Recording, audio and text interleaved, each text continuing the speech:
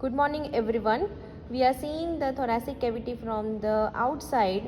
Now onwards we are going to start a series of the videos which will be focusing on the anatomy of the heart.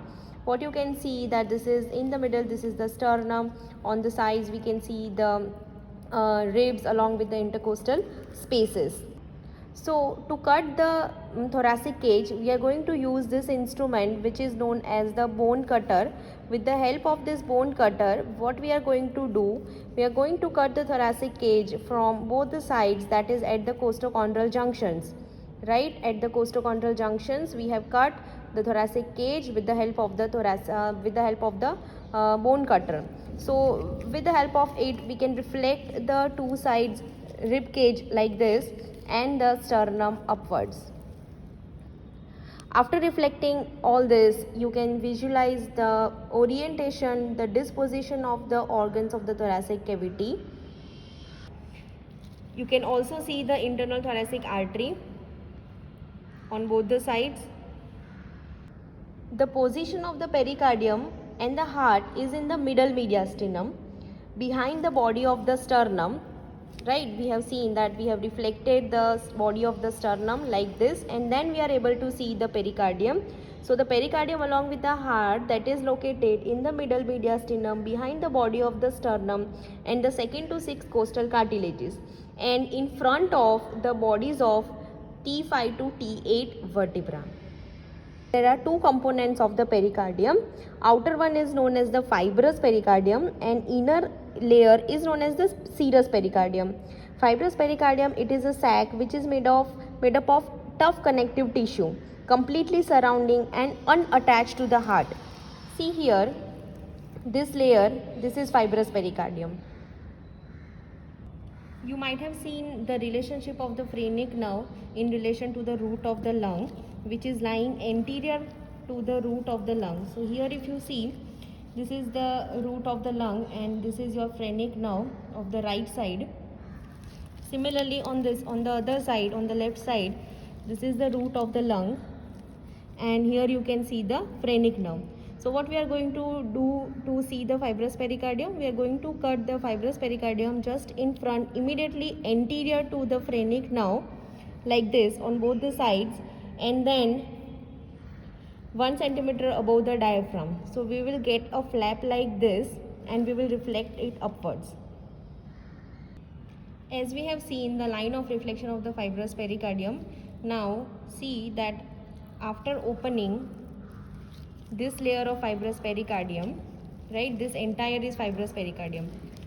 What you have to see that this glistening layer on the under surface of the fibrous pericardium, this is the parietal layer of serous pericardium which is fused with the fibrous pericardium. You can see that it is a very tough layer, and the visceral layer of the serous pericardium, that is attached or that is closely investing the heart.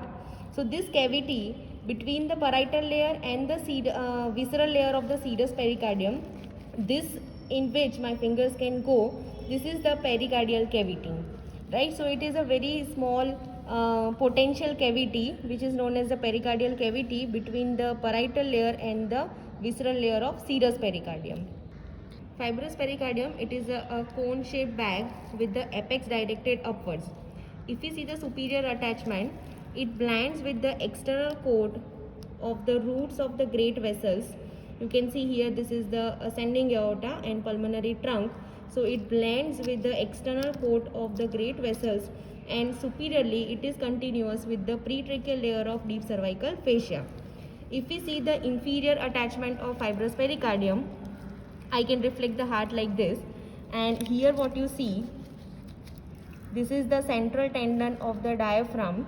So the fibrous pericardium, it fuses with the upper layer of the central tendon of diaphragm because developmentally both are developing from the septum transversum. In the front, the fibrous pericardium is attached with the upper and lower end of the body of sternum like this. This is sternum. Between these two, there is superior and inferior sternopericardial ligaments. So anteriorly, fibrous pericardium is attached with the upper and lower end of body of sternum by the means of superior and inferior sternopericardial ligaments.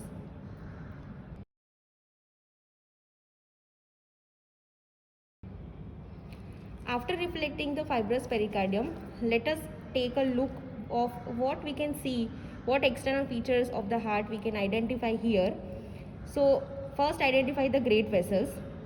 This is ascending aorta. This is pulmonary trunk. This structure which you can see here, this is the right auricle. This is right side, right? So this is right auricle. On the upper aspect here you can see one more great vessel. This is superior vena cava. This entire is the right ventricle and this is left ventricle. This will become the apex of the heart. Now if I lift the heart above, this will become the diaphragmatic surface or the inferior surface, and you can also see here, this is the inferior vena cava, this one.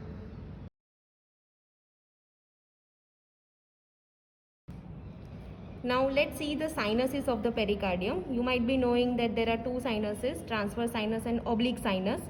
So you might be able to appreciate here that I have passed a probe just behind the great vessels, that is the arterial end, right? This is ascending aorta and pulmonary trunk.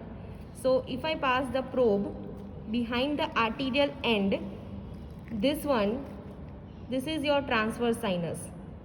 Transverse sinus is basically present between the two ends, that is anteriorly arterial end and posteriorly the venous end. Posterior relations we are not able to see right now. We will again see after the removal of the heart, but in situ we can appreciate this sinus, that is the transverse sinus. Let us see the other sinus. To see the other sinus, I am reflecting the heart, and if I pass a probe here, right, the passage of this probe, it is in a cul-de-sac that is known as the oblique sinus. It is closed on all the sides except below. You can see that it is open below, and if I pass my finger in front, I can feel the left atrium. So this is the sinus which is present just behind the left atrium.